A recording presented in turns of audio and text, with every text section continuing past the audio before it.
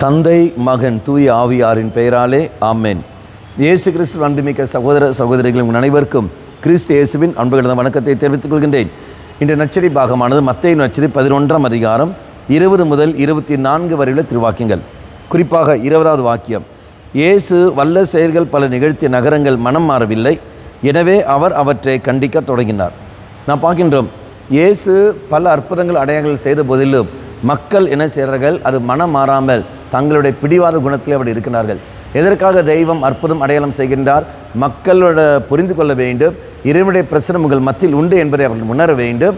தெய்வம் இதோ தங்கள் வாழ்க்கையில் இருக்கிறார், செயல்பட்டு கொண்டிருக்கிறார் என்ற உணர்வு அவர்கள் வர வேண்டும். ஆனால் அந்த உணர்வு இல்லாமல் ஏனோ தானோ என்ற வாழ்க்கையை வாழ்ந்து கொண்டு வருகிறார்கள். தெய்வம் தங்கள் வாழ்க்கையில் செயல்பட்டு கொண்டிருக்கிறார் என்ற உணர்வு போலும் இல்லாமல் தன்னிச்சையாக அவர் போய்கொண்டிருக்கிறார்கள். இறைவனை மறந்து வாழ்கின்ற ஒரு வாழ்க்கை இறைவன் அந்த விரும்புவதில்லை. அதான் நாம் வாசிக்கின்றோம் 13ஆம் அதிகாரத்தில், மத்தேயு நற்செய்தி 13ஆம் அதிகாரம், நீங்கள் கண்கள் இருந்தும் காணாமலும் காதுகள் இருந்தும் கேளாமலும் உள்ளம் இருந்தும் உணராமலும் நீங்கள் இருக்கிறீர்கள், மனம் மாறாமல் நீங்கள் இருக்கிறீர்கள், அதனால்தான் நானும் உங்களை குணமாக்காமலே இருக்கின்றேன்.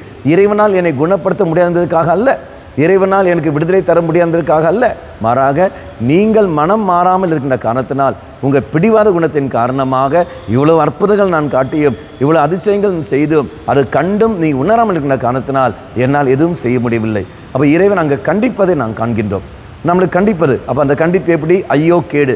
இந்த ஐயோ கேடு என்பது நமக்கு சாபம் தருவதல்ல, மாறாக இறைவன் எச்சரிக்கை தருகின்றார். இவ்வாறு நீ உணராமல் இருக்கின்ற சமயத்தில் தெய்வம் உனக்கு தந்த அந்த கிருபைகளை நீ நஷ்டமாக்கி விடுவாய். அதனால் வாசி நமக்கு எல்லோரும் தெரியும் இல்லையா? அந்த தாளந்து உவமைகளில் 5 தாளந்து 10ஆக மாற்றுகின்றான், 2 தாளந்து பெற்றவன் 4ஆக மாற்றுகின்றான், 1 தாளந்து பெற்றவனோ மண்ணுக்குள்ளே அவன் குழித்து விடுகின்றான். அவன் அதுக்கு ஏற்றபடி பணி செய்வதில்லை. அவர் தெய்வம் எனக்குள்ள தந்த கிருபைகள் எல்லாம், இறைவன் தந்த செய்த அற்புதங்கள் எல்லாம் நான் உணர்ந்து கொண்டு அதை நான் வளர்த்தி எடுக்கின்ற சமயத்தில் பலன்கள் கிடைக்கும். இல்லை என்றால் உள்ளதும் அது இடத்திலிருந்து போய்விடும். அதான் சாபம். தெய்வ கிருபைகளை இழக்கின்ற ஒரு நிலைமைக்கு நான் வந்து விடுவேன். ஆகவே மன்றாடுவோம், தெய்வமே என்மேல் இரக்கம் கொள்ளும் ஆண்டவரே, இதை உணர்ந்து வாழக்கூடிய வரத்தை எனக்கு தாரும் ஆண்டவரே சொல்லிக்கொண்டு மன்றாடுவோம். கண்களை மூடிக்கொள்ளுங்கள். நல்லவனாய தெய்வமே, இதோ என்னுடைய வாழ்க்கையில் எத்தனையோ நன்மைகள் நீ செய்து கொண்டிருக்கின்றேன், அதெல்லாம் உணர்ந்து நான் செயல்படக்கூடிய கிருபை எனக்கு தந்துள்ளும். அம்மா மாதாவே, தெய்வ மாதாவே, எங்கள் மாதாவே, என் அன்னையே, விசேஷமாக எங்களுக்காக பரிந்து பேசும். ஆமேன். தந்தை மகன் தூய ஆவியாரின் பெயராலே ஆமேன்.